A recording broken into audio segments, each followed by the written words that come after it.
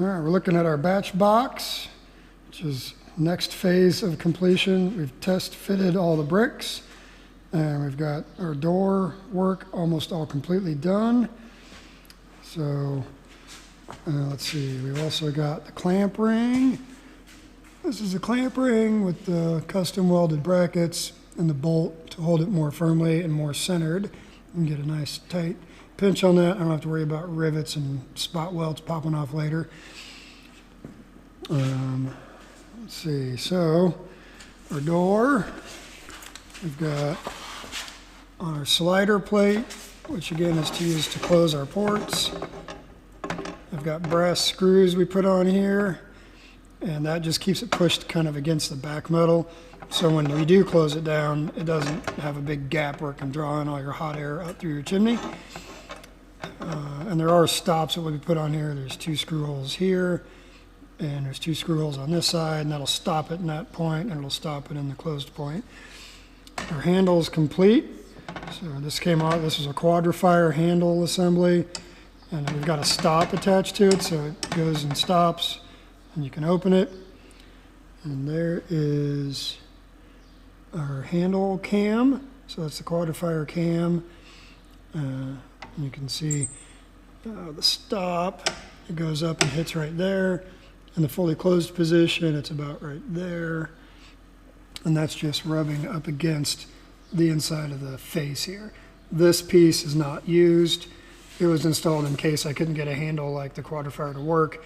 I could just bend the 1/2-inch rod and it would go down in there and jam the door shut. So it's just camming against the back of the front wall. And we've got our glass installed. Jason ran through these 16 screws and made the brackets for us. We had to shave a little bit off the top to get it to shut. It was touching up here. But we've got our gasket all the way around. And then there's a little gasket behind the glass between the metal plate and the glass. It's 3/8 metal plate, which seems extreme, but we had the leftover chunks, and I don't have to worry about them warping during firing, since it is firing full out. Most wood-burning stoves, if you fire them as hot as this thing's going to fire all the time, you would void their warranty. They would know that they got too hot and would glow red and start warping. So we've got brass screws and lock washers, gasket. We also put a little gasket on the front, right underneath those braces, so we have even pressure under the brace, not just around the edge. And then we've got our brickwork. So you can see our secondary air intake ports. We've got one on the left, one on the right, and you can see a brick down in there. So that's our base brick, the same as this level right here. This little piece of metal was a last minute addition. I did that just to protect the DuraBlanket, because eventually scraping ashes out, you'd be ripping up that DuraBlanket and it would always be a mess and ashes would collect there. So I notched this first brick down to a step down, and it just gives a nice finish to that and will not be a problem over time. So we've got our DuraBlanket seal on the front, and these slope bricks on the batch box are 2 sloped edge bricks. Underneath those bricks is, we're using the space underneath these slope bricks as the secondary air intake port. So it's just the brick cavity that's going to be the first channel of air until we get back to the metal of the P channel, and you'll see that in a minute. So that's why this needed to fit real tight in here. I've got these so tight, in fact, it's all dry fit right now. I didn't bother to push these all the way down because it's such a tight fit that it's hard. I have to get them out with a putty knife and careful not to break them. So I know it's going to fit, and we're going to take it all apart and slip it all together. Normally in a box with insulation and sealed door and everything, you could just dry fit all of this.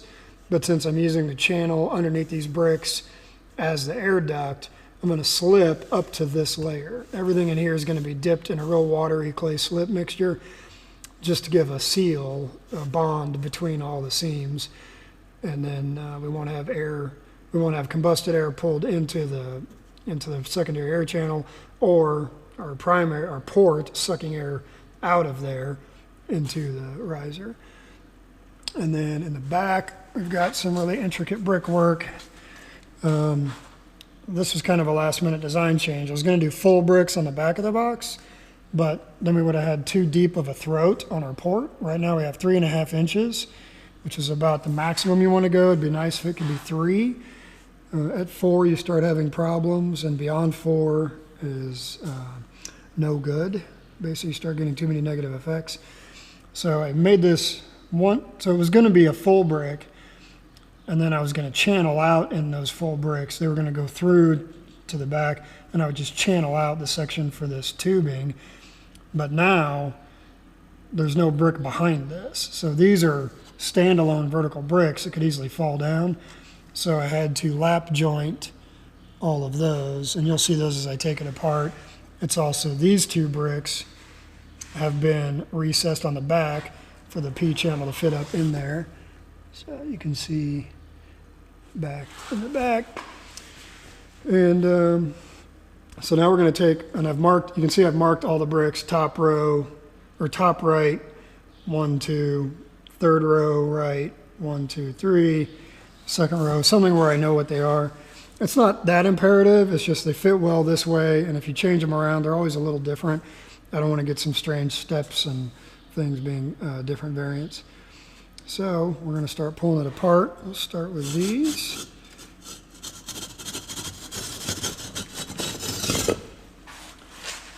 And in fact, I think I'm going to start by getting the door out of here.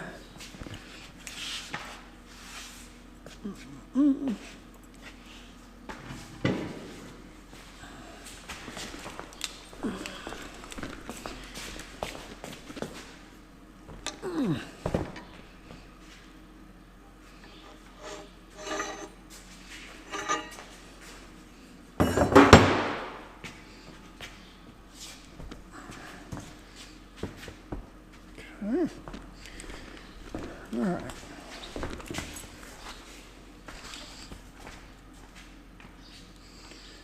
Okay.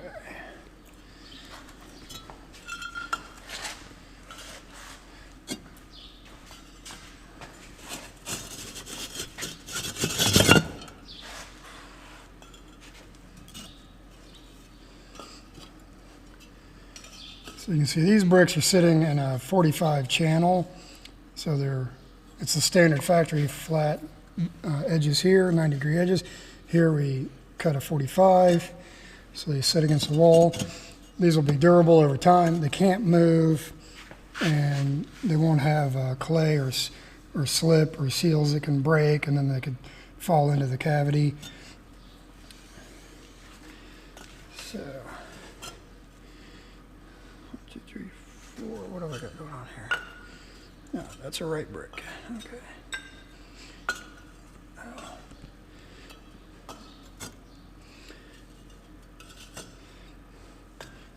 And then now you can see the line I've drawn on the bottom of the P channel metal tube.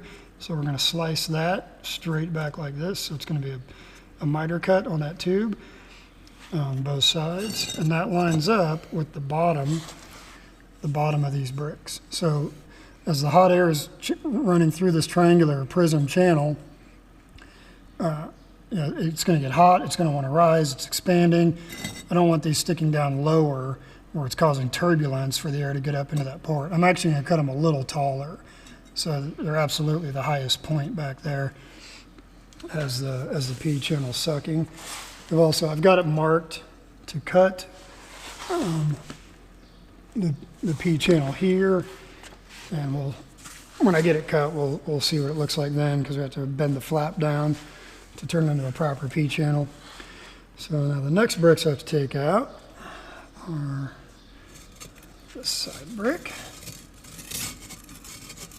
So it has to go together a very particular way. And this all had to be dry fit to make sure it fit with our Dura blanket, and the test fit everything, because when we load it next, after I get all this out and modify the P channel, and I'm going to bevel the back sides of this port, they're going to be beveled in at a 45 till once it goes through, it can curve easily. And actually, if it's a sharp corner, it'll almost drag it around the corner. If it bevels off, it'll let it shoot straight out. It's kind of opposite of what you would think.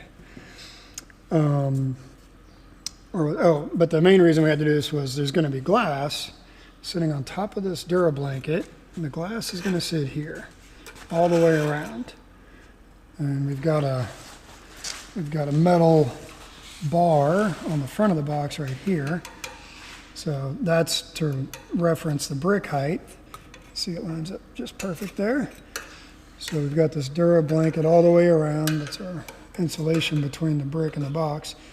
So glass is going to go between there.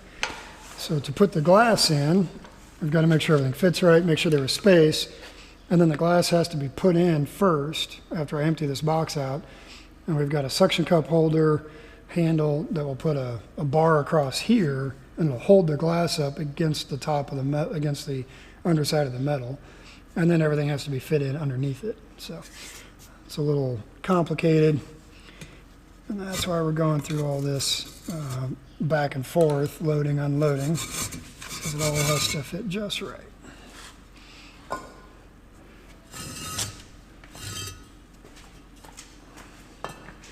And I got my little 1/4-inch shim brick here, very fancy.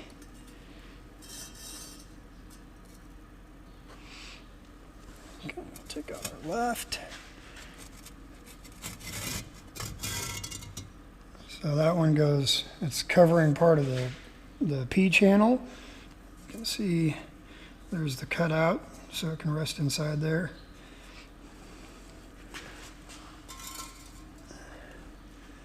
And then, gotta pry this brick out. I'm videotaping, aren't I? Yes, I am. Okay. All right. Slide that one out. And let's see, I'm just going to do something like that.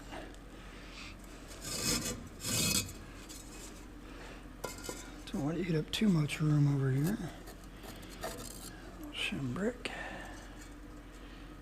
Well, shim bricks are awfully cute. So there's our right, top of the P channel and throat. Put that right there. So then the P channel has to come out. And you can see I've got a shim brick behind it, and you'll see why in a minute. But you can see you can't pull these out. None of these can come out. And how did we do that? You can also see I've got a little shim brick here and a little shim brick here. I needed those because that guy, so you can see the little tip of that shim right there. The little tip of that shim. So that would have been an air breach between this cavity and this cavity.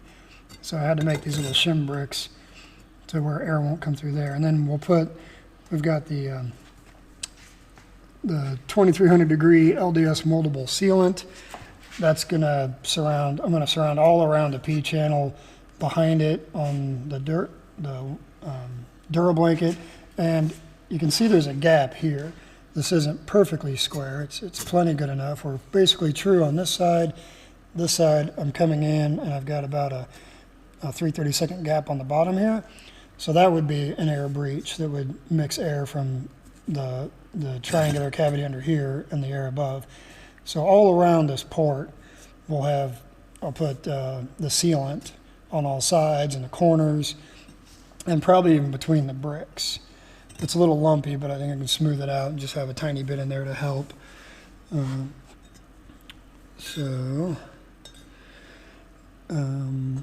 But these can't move, and there's a shim back here for a very specific reason, which is that if wood came in and hit this, the way I have this locked in,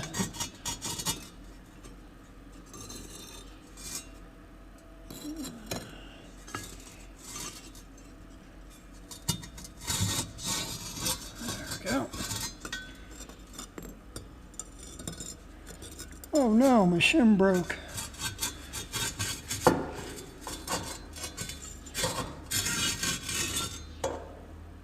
Okay, so we're going to slice that, we're going to slice that, and then I got to cut a slot there and along what would be the back of it. And then that flap, cut on 3 sides, will be pulled down. And then that flap will hang down right here. And that is the P-channel secondary air intake port. Is that a hole? That might be a hole. Put some stuff on that too. I don't think it is. It doesn't look like it goes through. Okay. So, you can see these top bricks, we've got a little tab right there. So they're shiplapped to fit together like that. And then this little tab goes behind the P-channel tube. So it literally sits in here like this. So we're flush on the front. Got a little 1/4 inch tab there, which could break very easily. In fact, it's almost ridiculous to try and make it because it can break so easily and then it's not holding. And basically, my plan is that P-channel tube holds this brick in place at the top. And then the lap here and the reverse lap at the bottom. So the bottom's obviously held in very firmly down here. This is a U-shaped cutout brick, so it can't go anywhere. It's locked in place. And then this one's sandwiched by the bottom one and the top one, and it can't come out. And that could break so easily. That's why I had this 3/8 shim for up here. And I got a 3/8 shim here, and we have a 3/8 shim here, which very sadly broke. But that's fine, because it doesn't need to be in one piece. So it'll just stack. Nope, oh no, they're all breaking. I can make more. Or they'll be in pieces, because pieces is just fine. But so those shims are 3/8 inch, and these are 1/4 inch. So we've got a lot of pressure. When I put these final bricks in, you saw how tight they were when I got them out with the putty knife. There's a lot of pressure pushing my 2 big side bricks up top that way.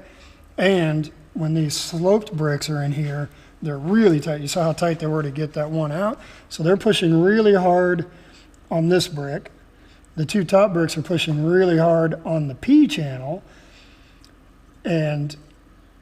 So those items, so the P-channel is also being pushed by the slopes.